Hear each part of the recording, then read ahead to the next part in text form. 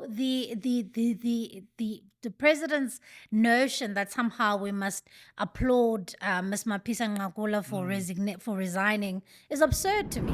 It would be naive for any of the political parties in the space to not view the MK Party as definitely a factor in whether it is in your polling or whether it is in your projection. But I definitely think, from where I sit, that the DA doesn't want to be in opposition forever. I think it would be incredibly difficult for the DA and the EFF to work together in a national government space, simply because of what I was speaking about, even with the ANC.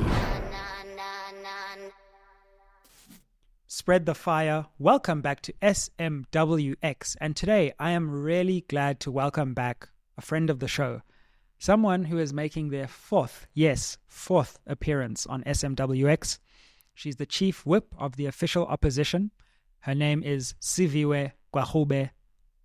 Chief Whip, thank you very much for joining us. Thank you for having me, and thank you for always saying my surname correctly. Yes. It's a very rare occurrence. Every time I hear you do an interview, I'm just like, I wince. Yeah. And I'm sure my mother winces wherever she is too. No. Ms. Gwarube, thank you. Thank you for coming. You've been on this show 4 times, you know. The first ever election debate from 5 years ago, you were there. Then we interviewed you outside Parliament as a new parliamentarian. We spoke last year when Pala things were happening. So you're becoming a veteran of SMWX. Yes. And the platform has really grown from the first time I was here. Yeah. And so congratulations to you and the team.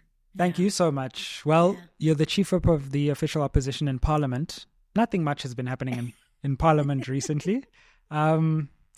Speaker's resignation. Yeah. She faces serious charges now. What do you make of all of that? Look, I think I recently wrote a piece for the Sunday Times this past weekend, essentially just unpacking for me what this entire saga with the speaker has really symbolized. I think one, of course there are the facts which we can get into. Yeah. But I think for me it really symbolized how, as South Africans, we have adopted a particular culture of what accountability should look like. And personally, I think that the governing party has done a lot to try and bring down the group average, to say, well, we're going to make sure that the levels of accountability are so low to be able to make sure that we are well accounted for. If we have political shenanigans here and there, it's not viewed in a very, through the lens of you should be held accountable. Yeah. As a result, I think there has been on some level an adoption of that kind of ANC culture of accountability into our own politics.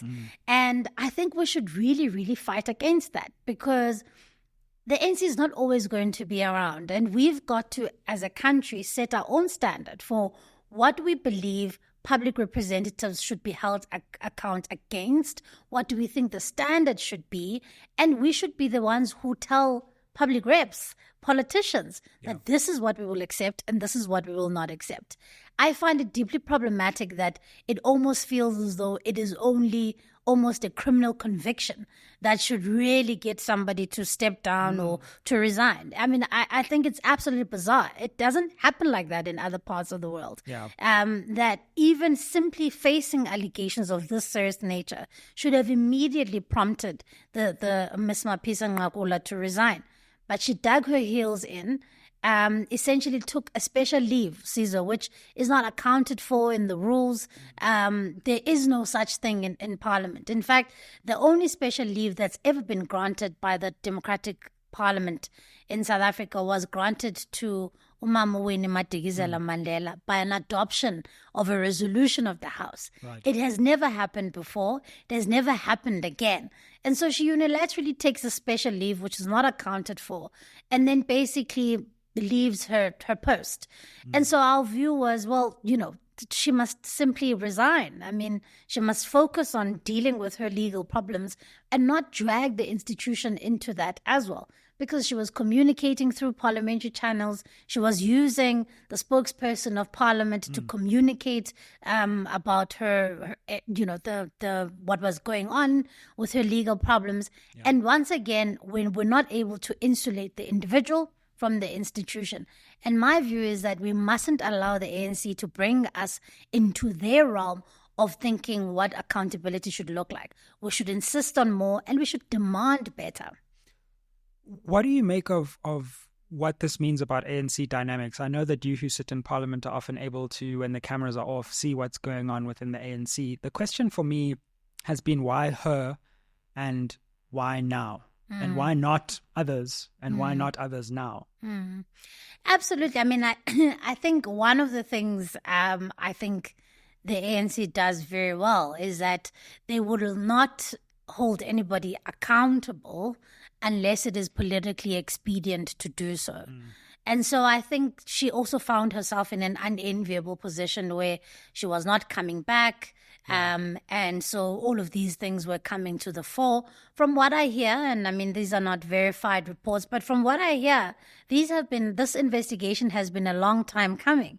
And there was a view within the organization that this can't come out just yet. And so I think internally the factions start to fight and use often state apparatus to fight their factional battles. So I think that's on one level, that's what happens. And then when that happens, they then kind of decide, is it politically expedient for us to allow you to face the music, so to speak, or not? And so there is a view from what I've been reading also from newspapers that this call has been coming from inside the house. And so there has been some who are pushing within the ANC to target her. And so for me, I'm always wary to say, look, I mean, of course, she's not the only one. There are many people within the ANC. In fact, there are sitting cabinet ministers as we speak who have had grave allegations leveled against them, who are named by name in the Zondo Commission report, Absolutely. Who sit in the cabinet as we speak, and who are yet to either be investigated or even charged. And so the president's notion that somehow we must applaud Ms. Mapisa-Nqakula for resigning is absurd to me. Because number one, we should never applaud somebody for doing what was the right thing and what she should have done weeks ago. Secondly, we can't applaud this because this is not a culture you're developing. It's literally just an isolated incident, because in your cabinet you sit with a deputy president who himself right now as we speak is facing allegations of corruption and nothing is being done. So I'm not sold about an ANC turning a corner or whether or not this was somehow brought on by a new revelation of holding people to account. I think it's factional battles playing themselves out. And that's why I'm pleading with South Africans, particularly us as young people who are in this political space, who have a lot of skin in the game, to say it's important that we frame our own version of what accountability must look like. We mustn't let politicians lead the conversation because they will always lead it in a way that benefits them.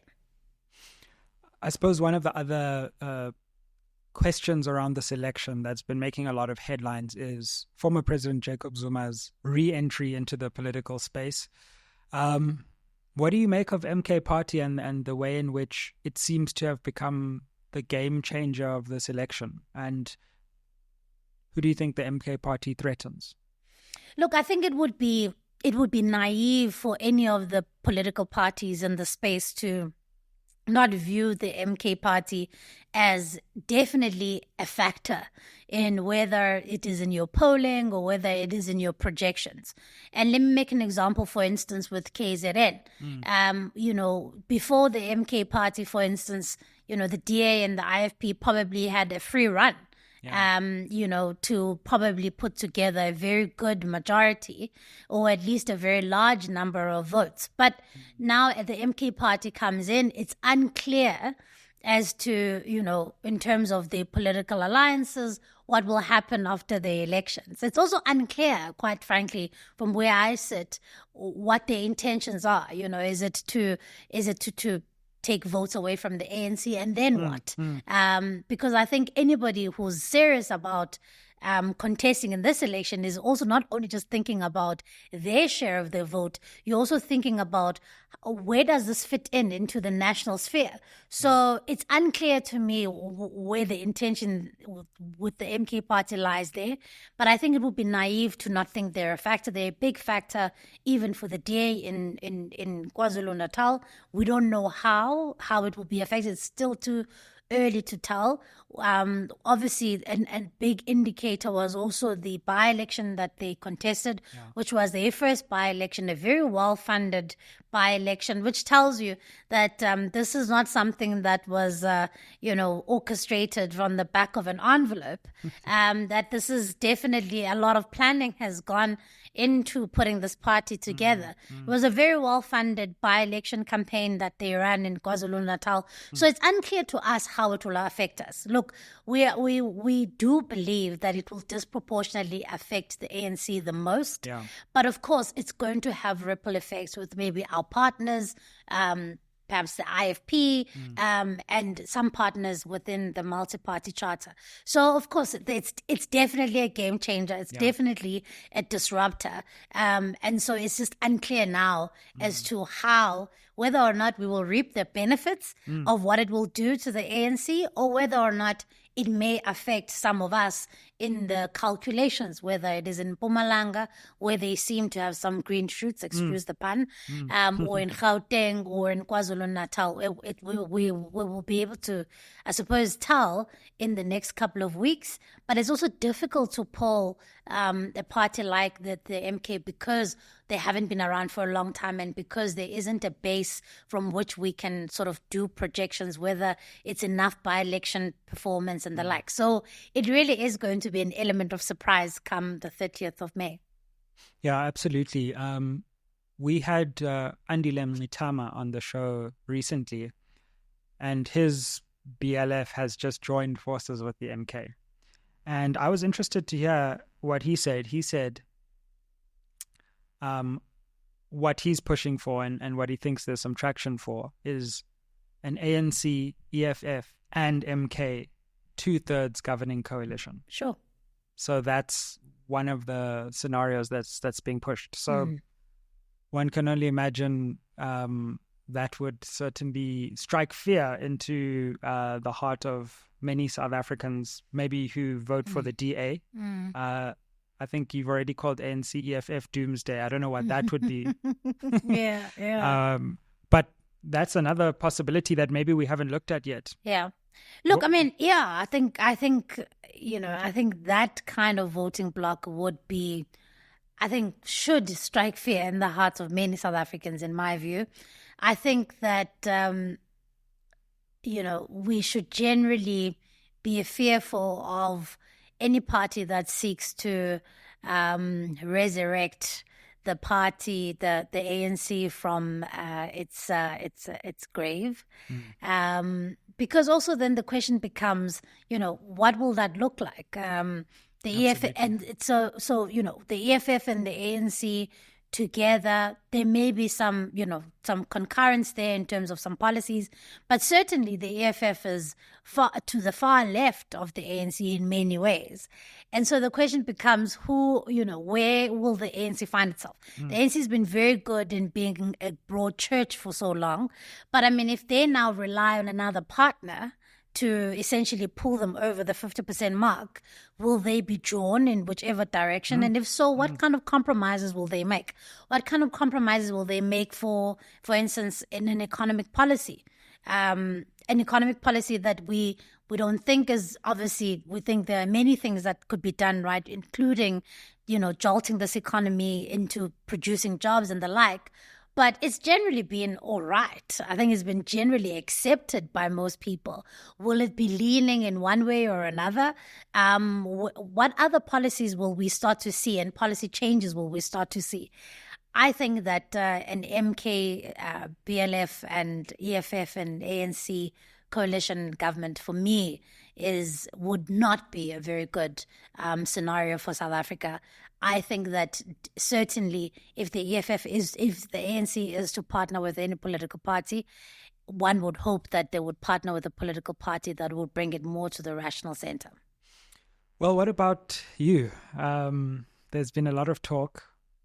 When I read the tea leaves, I get the sense that this talk is more serious than maybe any of the parties have let on in public. But maybe you can tell us today, do you think that an ANC, a grand coalition, so for example, DA Mayor Jordan Hill-Lewis has spoken about it not being, it being the least worst option, and I think John Steenhuisen has also said that. Snugi Zigalala from the ANC Veterans League has said, no, the DA is the natural partner. So how likely is this? Look, I think from where I'm sitting, I think in the federal executive of the organization, definitely the priority has been to bolster as much as possible the multi-party charter. So we are under tremendous amount of pressure to grow significantly. Obviously, you'll recall that in 2019, we regressed slightly and lost votes and seats. And so this past 5 years has been a lot about how do we consolidate that growth and how do we make sure that we retain our support. Yeah. So we're under a lot of pressure to grow because also we have to bring our share of the vote to the MPC. And so our big focus is really trying to put these parties together, these opposition parties. Because for me, that would be the first prize. The first prize is trying to get a group of opposition parties who have already decided on what governance priorities they pursue, who've already decided what principles bring them together. That would be the first prize, to put that together and essentially either in provinces or at a national level. And so that is the party strategy at the moment, Siviwe, is to try and either outright obviously retain the Western Cape, but also hopefully outright maybe see what we can do in Gauteng and KwaZulu-Natal with some of our partners. And at a national level, the strategy really is focusing on getting an opposition party coalition. I think it would be very difficult and premature even to have a discussion about the ANC and its future because, of course, you know, at the moment we've spent 30 years, if you trace the DA's roots back to the DP, we've spent 30 years trying to dislodge this party.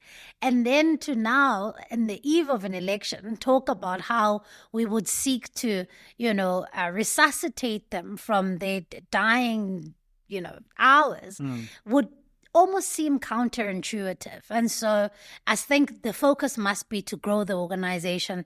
And then, of course, we would go back to our voters and to the MPC after the election to say, look, this is what we were able to do. What's the best course forward? So it seems to me when I look at the polling data that the MPC is not going to be able to get over the 50% mark. And of course, if it does, then we know exactly what's going to happen. And it seems to me as well that the ANC is not going to get over the 50% mark. I continue to believe that. Others say it's impossible, it will never happen. We'll see.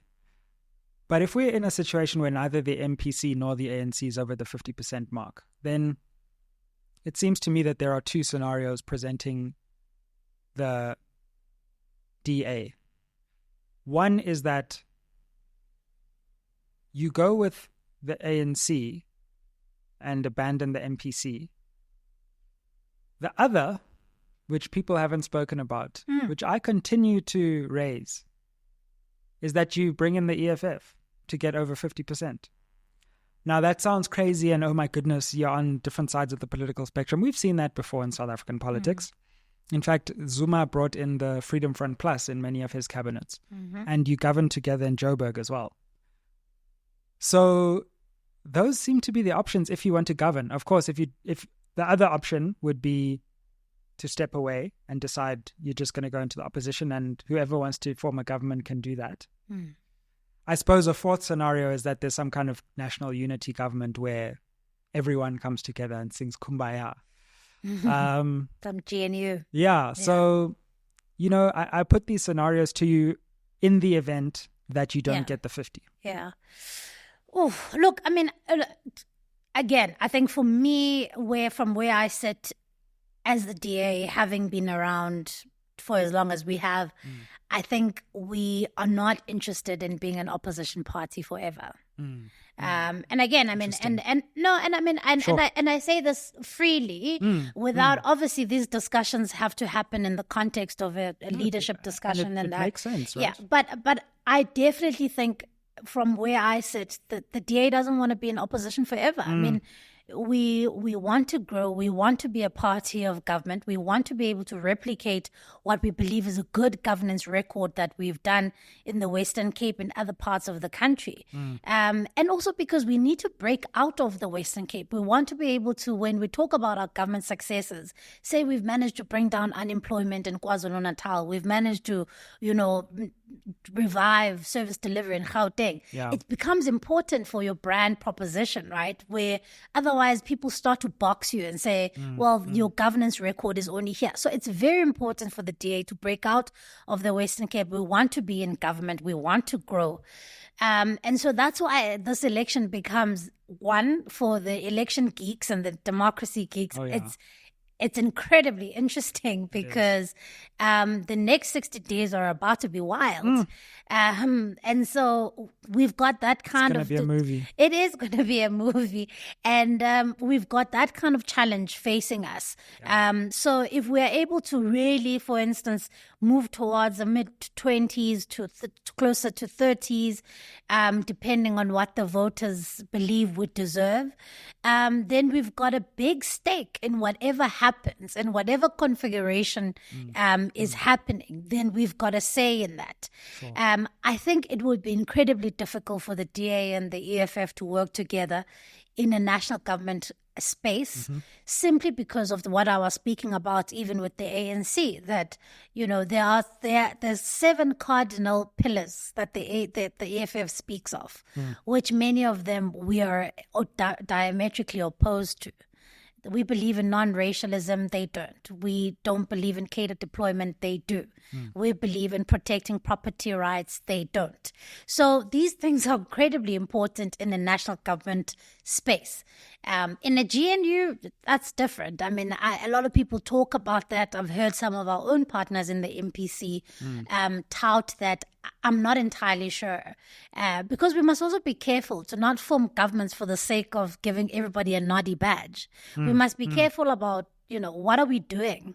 Are we going to revive the South African economy, put people to work, cut down crime? That's going to be what is going to be important. It's not because all of us want to feel important and like the councillors in Joburg get ourselves blue lights and the like. We've got to make sure that whoever is putting up their hand and saying, I want to get into government, they're going to be able to do something with it.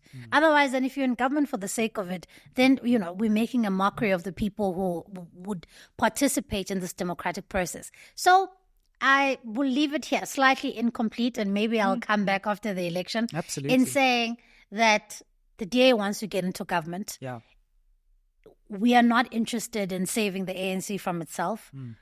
It is almost impossible to find a scenario where we could work with the EFF, considering their politics and their priorities. It's less about whether they're to the left or right or whatever, but it's really, I think, their priorities and what they stand for. I think they would also find what we stand for slightly objectionable. So, but be that as it may, all of these things, and this is the exciting part about this election, and I would hope that South Africans are not feeling despondent by all these conversations. But this is the exciting thing, that you have an opportunity to shape whatever happens. Because the power now shifts from political parties to the people at home. They get to decide who gets to form what government. They get to decide which new entrants into the market get to have a say. And so for me, I'm excited. I think it is going to be a movie. But I would hope that whatever political parties eventually form a government of any kind, they do so with the right intentions in mind. It's not just about getting into government for the sake of it. We are in trouble, Siviwe, in a big way. And South Africans are not looking whether or not, people are going to be getting into the union buildings. They want to know, how am I going to put food on the table? How am I going to get to work? Will my children not drown in a pit latrine when I take them to school? And those are the things for me that we need to keep in mind. So the movie is gonna the final episode, the finale of this movie is gonna be that parliamentary sitting. Yes. I mean, and then a new season starts. Yes. We had Dr. Corne Mulder on. Okay. And he made a really interesting point that I've been sitting with for a long time, which is that if Parliament is hung, it's down to those 400 MPs what happens. And it's a secret ballot. And we don't know that people are necessarily going to follow the party line. Mm-hmm. Like, anything can happen on that day. Absolutely. And in fact, part of the reason why we, after the Speaker's resignation, after Ms. Mapisa-Nqakula's resignation, we've also called for the election of a new Speaker. And everybody's been saying, oh, but, the term is almost over.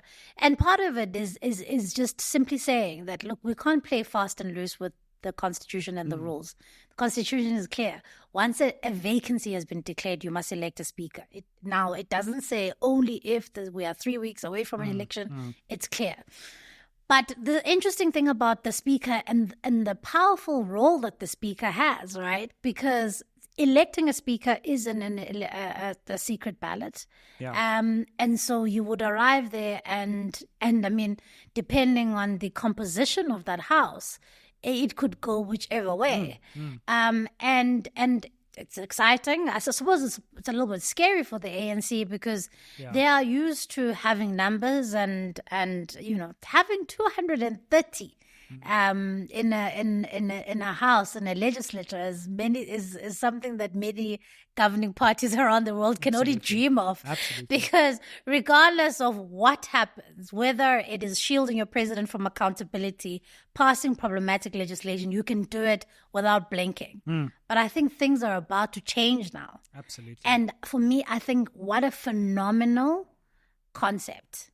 Can you imagine a parliament that can really be rigorous in the way in which it deals with things? So true. And that where it matters what happens. It matters what happens, where it's not a foregone conclusion, where if you bring a bill before the House, it can be, you can reach across the aisle, you can have negotiations about, okay, we'll take out this clause, we'll put in this clause, this is why it's important, fight for what your constituents are expecting you to do, and it's not a foregone conclusion, and we can actually make Parliament relevant again. And I think that is it's so important because honestly, when I talk to my friends or people in my life about the work that I do, and of course, I mean, they're like, well, it's nice, but I mean, Parliament is not relevant to ordinary South Africans. I told you at the beginning of the show that I visited a home in Matatiela when I recently was in the Eastern Cape. And my heart was broken in many different ways when I spoke to that mom who was telling me about her scenario at home and just sheer hunger. I mean, no one in South Africa should be going hungry, Caesar. Yeah, it's just... No one should be going hungry. No children should be going hungry to the point where they're dying of starvation. It's a crime. And for me, that's what Parliament should be concerned about. We should be bringing those things there and saying, well, how do we hold government to account? How do we change the budget? Do you know that never has a budget in South Africa that has been tabled by the executive ever been sent back? It's almost a foregone conclusion. The Minister of Finance puts it together, brings it to Parliament, and it's voted on. And yet it's a bill. The budget is presented as a bill because it's meant to invite conversation and negotiation, and it's meant to invite criticism, taking things out, prioritizing certain things. And I just think that if we can have a hung Parliament, we're about to see, yes, it will probably be a little bit too exciting for our blood pressures, but that's what people actually deserve, frankly. Thanks for watching SMWX. Before we get back to the episode, I just wanted to let you know the 4 ways that you can help support this channel if you want to see us growing bigger and better to keep you more entertained and informed. The first way is you can invite me to speak at your company, your school, your institution. You'll see the contact details down below. The second way is that you can become a member of this channel. Become a member, or you can give us a thanks. You'll see there's like a heart with a $sign in the ribbon below this video. buy me and the team some coffee for this episode. The third way you can get involved is you can advertise on the channel. Now, I'd much rather the community of viewers would be advertisers on this channel than me going out to people who don't really know about SMWX and trying to explain it to them. So if you're a viewer and you have a business and you want to partner and you love this platform, let's partner on this channel. And then finally, you can buy merchandise, you can buy books. All this is in the description down below. Now let's get back to the episode.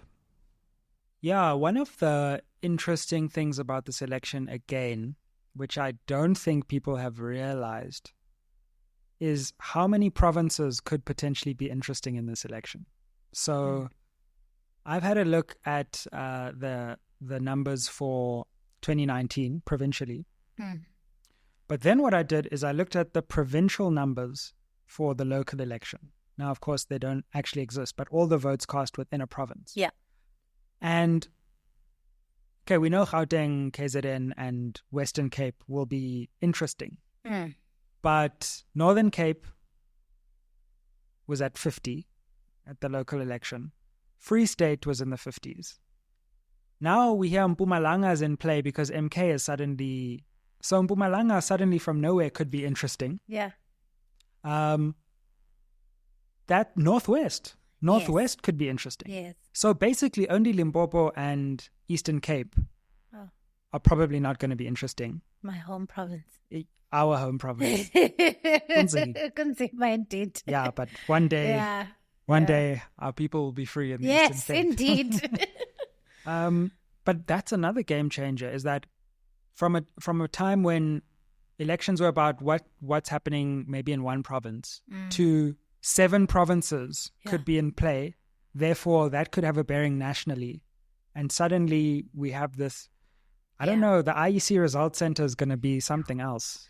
Absolutely. And look, I mean, that's part of the reason why in 2021 I sought to introduce these 3 bills that would seek to stabilize coalition governments, because everybody was focused on the 2021 local government elections, the instability there, and of course we can still see it now. In fact, interestingly, I'm doing my thesis on the city of Johannesburg and the political instability there from 2016 to 2021, and just doing a deep academic deep dive into it, I can understand why the city is the way that it is. Tell us more about that, because didn't know you were even doing your thesis, but I mean the fact that there has been 9 mayors in the city over 8 years. Is it really 9? 9. The mayoralty has changed 10 times since Boxtel, but the city has had 9 mayors because the Mpho Palatse came back.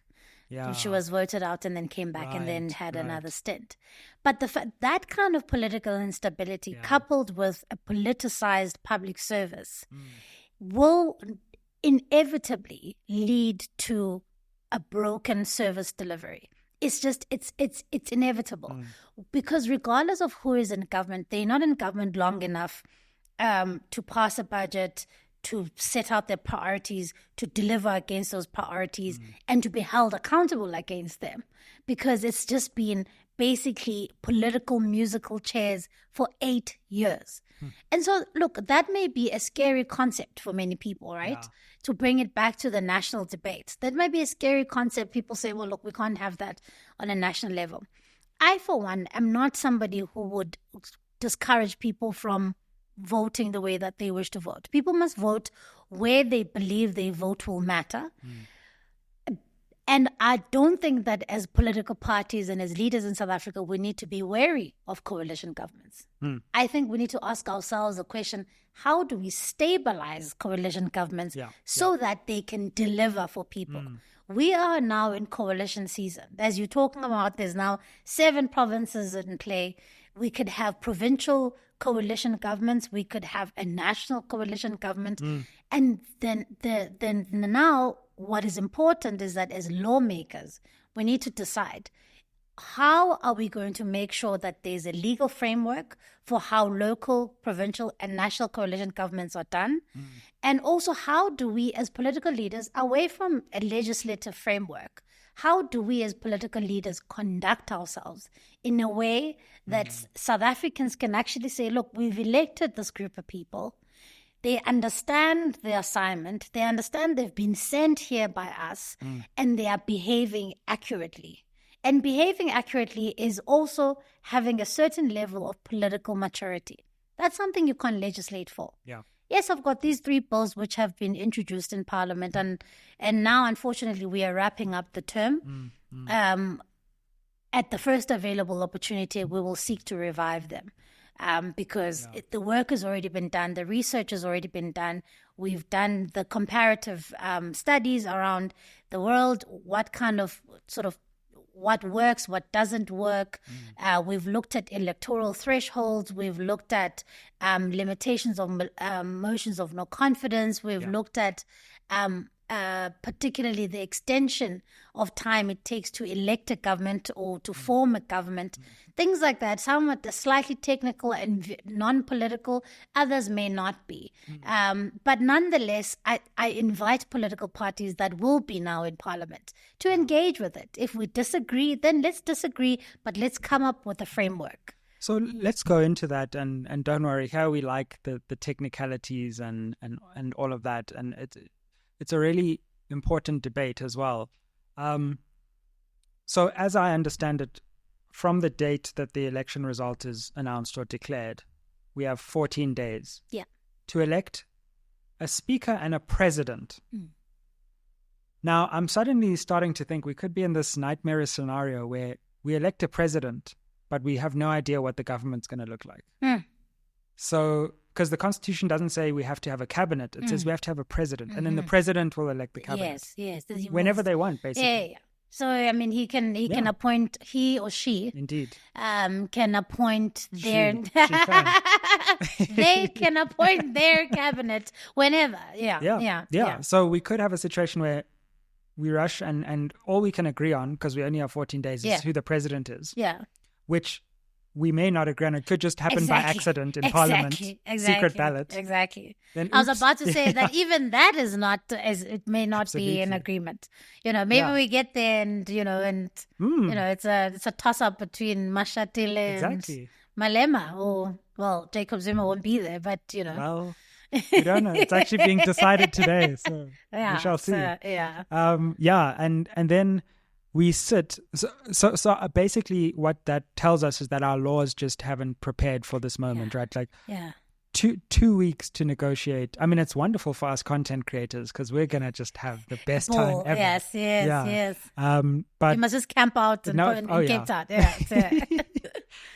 But 2 weeks to form a government in this environment, and then no timeline for the cabinet. Yeah. And the problem with that is, and this is what we've seen in the local government space as well, is that that's really short time then brings into play a kind of sort of expediency and rushed negotiations that then don't stand the test of time. Because now we're under pressure, especially at a local government level, because if you don't form a government, elect the mayor and your speaker, you may very well be placed under administration. So there's this boogeyman that, hovers over you to meet this deadline. And so what ends up happening is that parties are now rushingly having meetings, backroom deals, again, completely excluding the voter. You're all exhausted from the election by this time as well. Yes. And in fact, most parties then have a sort of a assessment of how they've done, looking at their seats, who's getting elected, who hasn't been. And then immediately you're now expected to go into negotiations with other political parties. These are drawn out. And in my view, that then creates an environment where you are likely to make backroom deals to say, look, Caesar, we have got 24 hours now. We've got to agree on this. Yeah. And those kind of agreements don't stand the test of time. But if you're in agreement about principles, on priorities, then you can say, look, we can go the whole 5 years. Yeah. But in 14 days, how are we going to imagine now? These are all unlikely bedfellows that come together, whose politics is not, they don't share the same politics. Now, how do you immediately talk about priorities in government, talk about your values and your principles. Leave the positions alone. I mean, that in itself is probably going to be the most exciting part of the negotiation, which for me actually should be the least important. True. What should be important is, what are we going to do? Because it's one thing being in government, being elected, but it's a whole other thing delivering against that. And so it's going to be interesting, because I do believe that as Parliament, we have not prepared for this new chapter. And so we may see ourselves in a scenario where we're going to have to ask for an extension.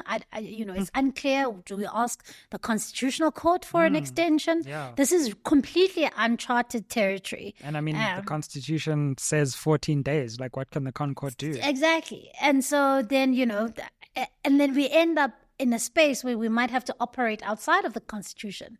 And for me, I'm deeply uncomfortable with that, because you do that now, Absolutely. It's a slippery slope. You know what else happens then is that you have to elect a president, but then suddenly, just like when no one party is dominant, Parliament will rarely see the power of Parliament.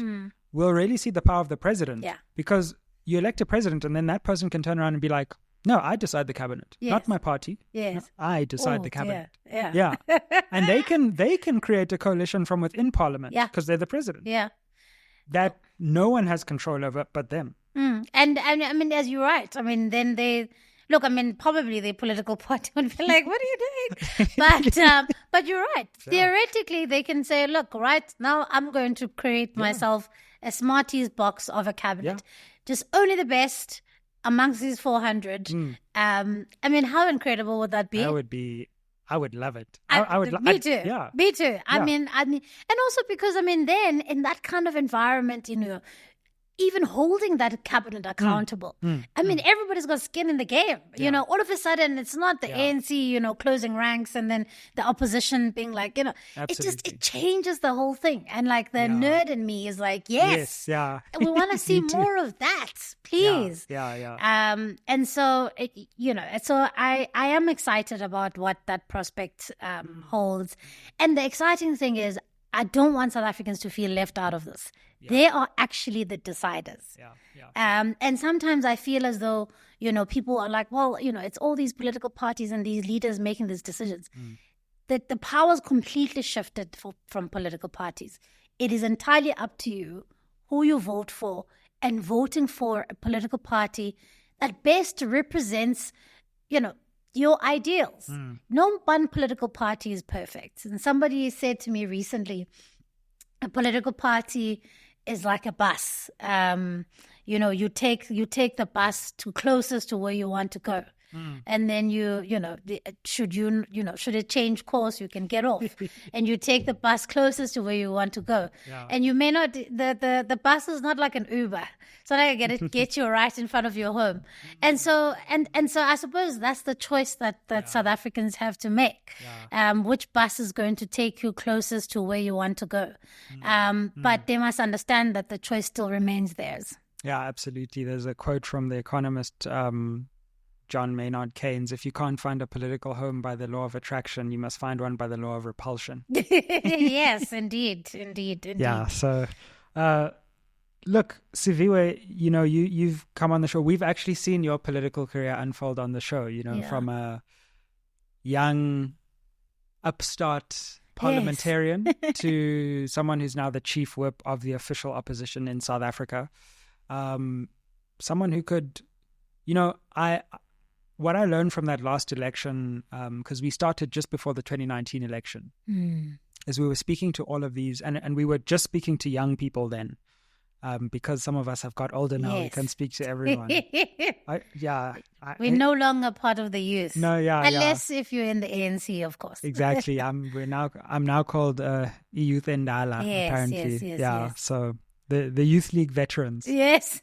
But what I saw was that many of the people I spoke to actually went on to really shape the country. And you're the chief whip now. I spoke to Vuyo Zungula when no one knew who he was, and lots of ANC MPs and ministers. Ronald Lamola is now Minister of Justice.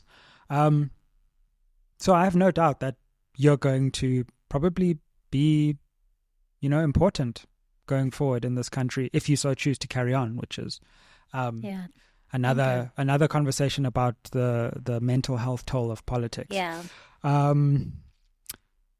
So, where to from here for you? Could you be leader of the DA? Look, I think the immediate priority for me right now is to try and transition the party as well as I can into the 7th Parliament. We are hoping to get more seats because we are wanting to grow. So it will be a bigger caucus, over 100 MPs. Want to make sure that they're prepared, but also make sure that they know the basics, that people know, how to draft questions, how to do what parliamentarians are meant to do. And then, of course, on a personal level, in the next 2 to 3 years, I need to consider where else what else would I like to do? And I definitely think I would like to look into getting into a leadership position, into elected leadership. Because I think it's also just important that, we shape parties and organizations the way in which we deem are important. And so it's simply not good enough to be a passive passenger on this bus that is a political party. I definitely want to step in, and I've now, being in this role has really taught me a lot about leadership, my leadership style, and I definitely want to see where I can fit into the broader organization and and put my hat in the ring in the broader organization to say, look, this is how let's grow the party in this way. I think there's an exciting future ahead for the DA, but it's going to take a lot of us to, in the organization to form part of that growth. And so I definitely see myself in the next couple of years looking into a leadership position of some kind.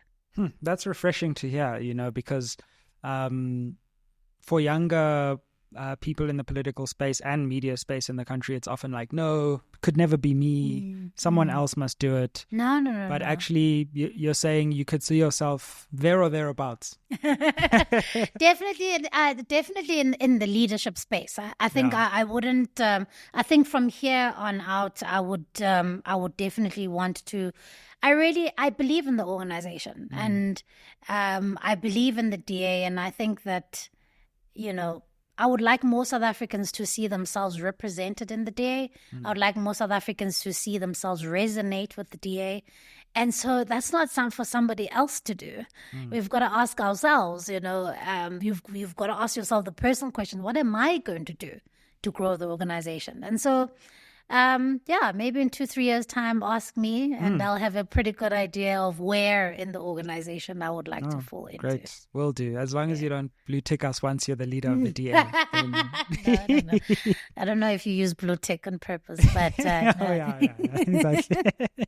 Yeah. And what about more immediately? I mean, you occupy a prominent role in Parliament already, and if the DA is in a position to govern, whether with the MPC or with the ANC, have you thought about where you'd like to be? Would you see yourself trying to play a more prominent role, because Chief Whip of the Opposition, for example, is going to be even more consequential now. But then there could also be executive leadership up for grabs. I believe there's a vacancy in the Speaker as well, the Speaker's chair. So it's interesting. I mean, I'm 35 this year. Oh, so we're the same and age. Youth and Dal. And I'm really interested in Parliament. And what it can do. I think most people generally believe the natural progression is executive office, which is completely fine. But, I still have a little bit of runway. I have another career in me still. Sure. So but I still have a little bit of runway. And I think I would like to play my role in Parliament. I think it's going to be quite exciting after 29 May. I think it's going to be a different Parliament, whichever way you look at it. Even if the ANC comes back into some kind of government, it's going to be a lot more exciting. And so I think Parliament is going to be an exciting space. And then, of course, I mean, there are multiple multiple roles to play there, whether it is chairpersons, whether it is presiding officers, whether it is even speakers, deputy speakers. And I think there can be a lot done to make Parliament a little bit more relevant to the people at home. And I want to play into that space. Yeah, absolutely. What if, as we close off, I have to ask you about John and small parties. What would you like to ask? Kwenza kantoni? I mean, you heard the statements, yes. You've seen the fallout. Yes. Was that a grossly inappropriate thing to say, or do you think that there's merit? Do you think it's being looked at? Is it being inflated beyond the intentions? Because the clips on Twitter certainly don't come out well from my perspective. But, you know. Look, I think the argument being made here is simply this, that, you know, if our collective intention as the opposition parties is to dislodge the ANC, then surely we should be putting in our efforts to doing that. And we should be really pushing hard to make sure that we take votes away from the ANC and we campaign where they're really failing the people of South Africa, where there are massive governance failures. I don't think the DA is in any way, or the DA leaders in any way, suggesting that the DA should be left alone to govern in the Western Cape and should not be challenged or should not be held accountable. I think personally, I would welcome, a challenge, or I would welcome being held accountable, because no political party should be allowed to govern without being held accountable, because that is by definition undemocratic. And so, of course, hold the DA accountable. But if the intention is to dislodge the ANC because we believe it is taking the country in the wrong direction, then we should not be bickering amongst each other. We should not be taking pot shots at each other. Surely we should be focusing our energy on doing that. But of course, political parties can campaign where they wish to. And Siviwe, I think that if one looks at the DA's track record over the past 15 years in the Western Cape, I certainly think that the people of the Western Cape can recognize the difference when they travel around the country. They know that we've got the lowest unemployment rate in the country, and that's not by chance. That has been through concerted effort of improving governance, that we spend over 70% of our city's budget, the City of Cape Town budget, in poor areas, because we understand that we have a lot of work to do in terms of trying to undo apartheid spatial planning. So, of course, Cape Town and the Western Cape are no means perfect. And no one is saying don't hold us accountable. I think hold us accountable. Contest where you want to contest. Of course, it is the voters who get to decide who gets to govern at the end of the day. I think we've got a very defendable track record. I think the people of the Western Cape will recognize that. Personally, I say bring it on. But is it helpful? I think not. I think it's not very helpful for as opposition parties who are seeking to have this one big goal, this giant that we have to take apart, then we, turning the guns on each other. What has been the most rewarding and the hardest thing about being in Parliament these last 5 years? Oh, goodness. Actually, somebody asked me that the other day. First of all, it feels wild that it's only been 5 years. It feels long and it feels short at the same time. My mom passed away in 2020. And so I suppose one of the greatest things has been she was there when I was sworn in. And she got to see her baby girl go to Parliament, which has been really, really lovely. Yeah. And so even when times are a little bit tough, I just remember that, what would she say? And then I think rewarding has been really trying. I have a particular vision of what I think Parliament should be. And I think my party has allowed me space to really try and bring that to life, even in a limited fashion. The caucus knows I constantly preach about how do we bring South Africans into the center of what we do here. And so that's been rewarding, seeing people look at Parliament differently, even if it's just my colleagues.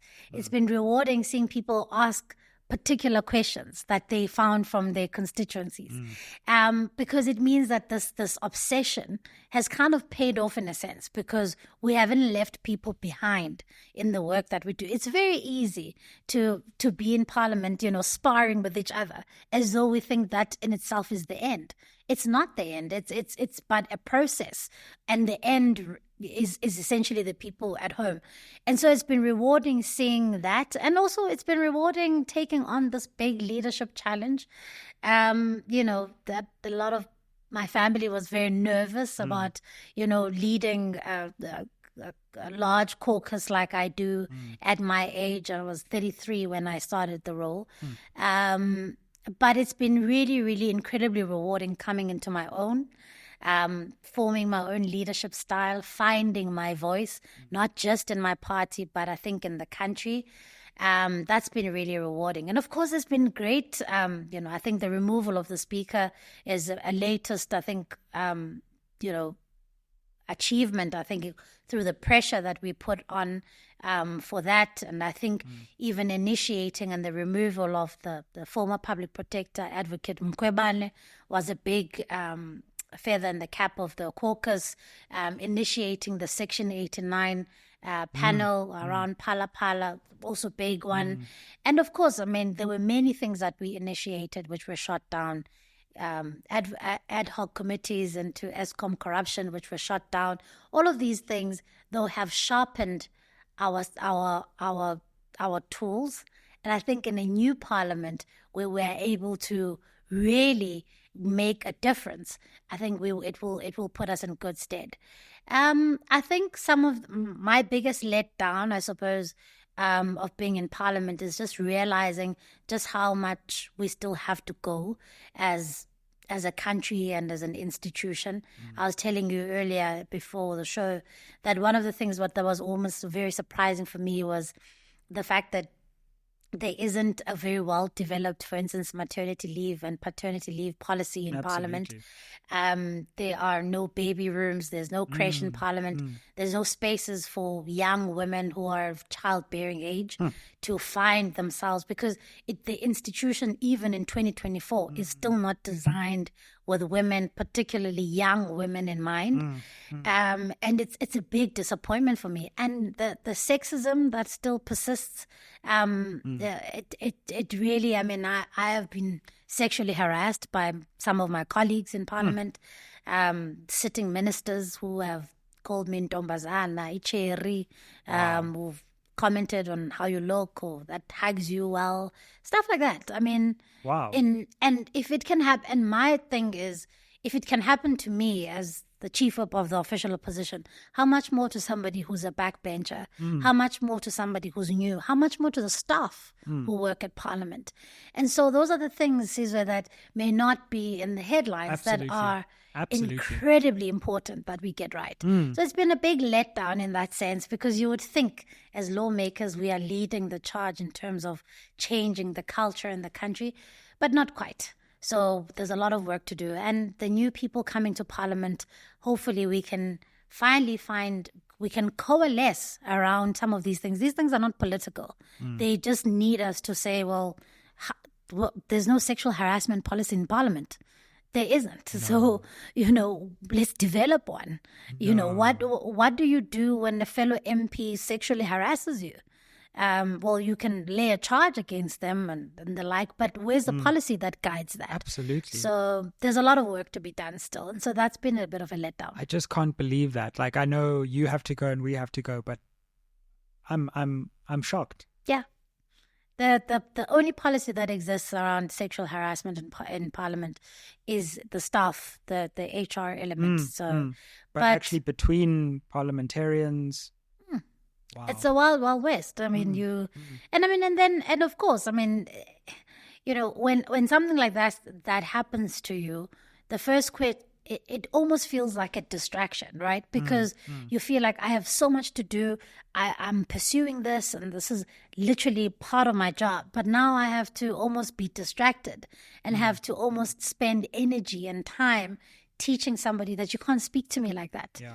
It feels like an unfair distraction to particularly women who face it. And And I can tell you this much for free, which is also a big letdown. And I can tell you it is probably something that is shared amongst many young women across party lines in Parliament, that there is no sense of solidarity amongst the women in Parliament against this kind of thing at all. And there's almost a sense of young women being on their own. There is no sense of, regardless of who belongs to which political party, if it happens to you, if you raise it, this is what will happen. It probably depends on your party. And sometimes I look at some of these men and I think, you probably do this a lot more in your political party because you probably know that nothing is going to happen to you. So we have a lot of work to do. I think even the multi-party, the multi-women, the multi-party women's caucus, we've got to relook at that work. I mean, what is that caucus doing? Absolutely. If it's not coming up with sexual harassment policies, if it's not pushing for these things to happen, so much of work needs to be done. And I hope really that as we mature in our democracy, that we as women in this space can also, can coalesce around things that concern us, in spite of what our parties say and in spite of what, we don't retreat into political lagers, because that's the only way that we really get to change things. Yeah, well, I really appreciate you raising that. And I know you have to run and we have to go, but you've raised such an important question at the end. And, we actually as a country need to have a much more dedicated conversation about politics and sexual harassment within the political space. Like, if it can happen inside the chambers of parliament, then, as you say, within parties, within political party rallies and spaces, one staff can... members, activists. Can you imagine? Can you imagine? Yeah. So thanks for raising that. Let's hope that Parliament can become a space of just basic equality for women as well. That would be great. Yeah, absolutely. So we look forward to that work. And we thank you for joining us once more for this wide-ranging, fascinating conversation on SMWX. And see you when you're dear leader. Thank you very much, Caesar. Yeah.